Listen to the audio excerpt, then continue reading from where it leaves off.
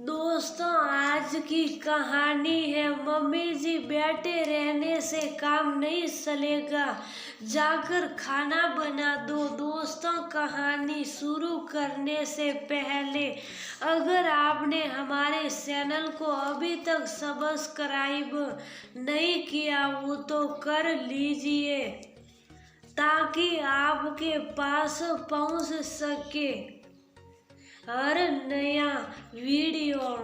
Mummy जी खाना दो ना।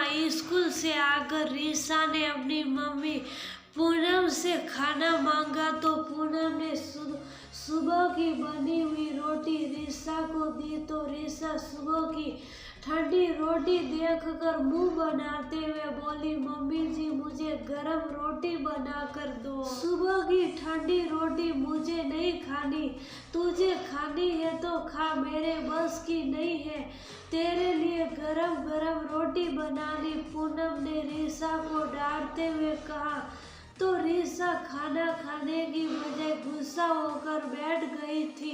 ये देखकर उसकी दादी रेखा पूनम से बोली, बहू रीसा के लिए गरम खाना बना दो। ये सुनकर पूनम जिसके पति पुनीत का कुछ दिन पहले एक दुर्घटना में एक्सीडेंट हो गया था और एक प्राइवेट अस्पताल में उसका इलाज चल रहा था, गुस्से में बोली, जब से इसके पापा का एक्सीडेंट हुआ है मुझे तो चारों तरफ अंधेरा ही अंधेरा दिखाई देता है, मुझे कुछ भी काम करने का मन नहीं करता। बहू की बातें सुनकर रेखा को कुछ समय पहले की बात याद आ गई थी। वह खुशहाल दाम्पत्य जीवन था उसका।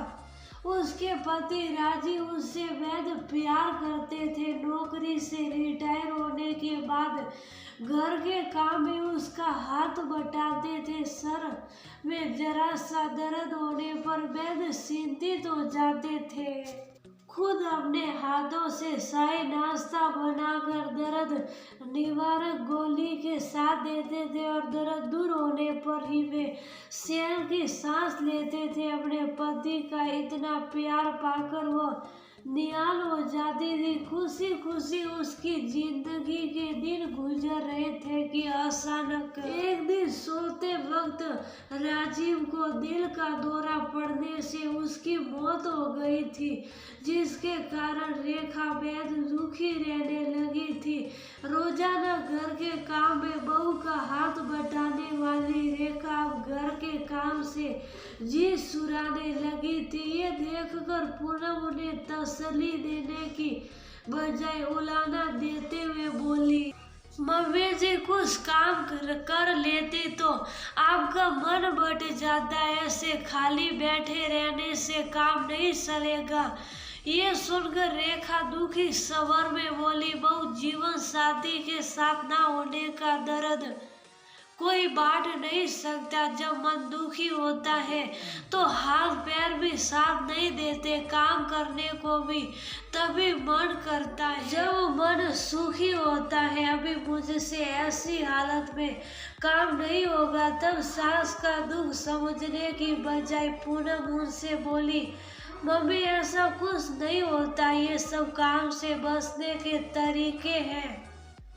जल्दी से सारे घर की सफाई करके खाना बना दो, तब तक मैं बच्चों को स्कूल के लिए तैयार करती हूँ।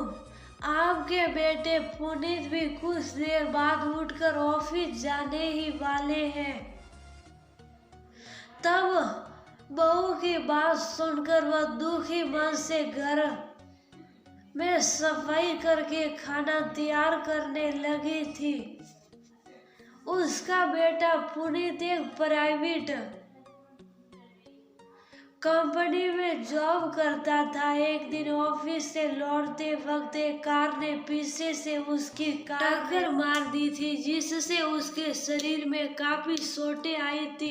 तब रेखा ने उसे तुरंत अस्पताल में दाखिल करा दिया था और श्रेष्ठ चिकित्सक द्वारा उसका इलाज करवा रही थी, जिसके कारण उसकी हालत में काफी सुधार हो गया। तो रानवा पूनम को काफी तसल्ली देती रहती थी।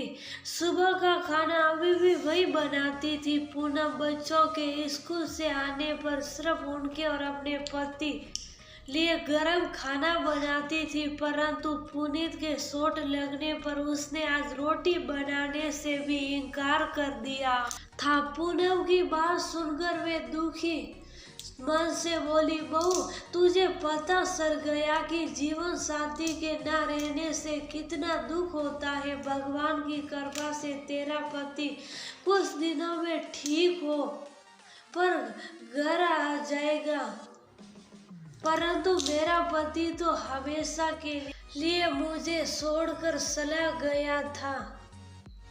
फिर भी मेरा दुख बांटने की बजाय तुम मुझे घर के काम करने को कहती थी। सोचो उस वक्त तेरी बात सुनकर मुझे कितना दुख होता होगा। मुझे भी तो अपने पति के जाने के बाद चारों तरफ अंधेरा ही अंधेरा दिखाई देता था। काश तू उस दिन मेरा दुख समझ पाती तो शायद भगवान तुझे ऐसा दुख ना देते। कभी कभी लोगों को सबक सिखाने के लिए भगवान लोगों को दुख देते हैं ताकि वे दूसरे लोगों को दुख समझ सके। सास की बात सुनकर पूनम शर्मिंदा हो गई थी। उनसे सॉरी कहकर अपने बेटे के लिए रोटी बनाने रसोई की तरफ चल दी थी। आज भी हमारे समाज में बहुत से निष्ठुर और अहंकारी लोग रहते हैं जो दूसरों का दुख बिल्कुल भी नहीं समझते, परंतु जब अपने पर दुख पड़ता है तो उन्हें हर तरफ अंधेरा ही अंधेरा दिखाई देता है। इसलिए कभी भी किसी के दुख में उससे काम कराने की बजाय उसका दर्द बांटने की कोशिश करें, क्योंकि जब ऊपर वाले की सखी चलती है तो वह सबका हिसाब कर देता है।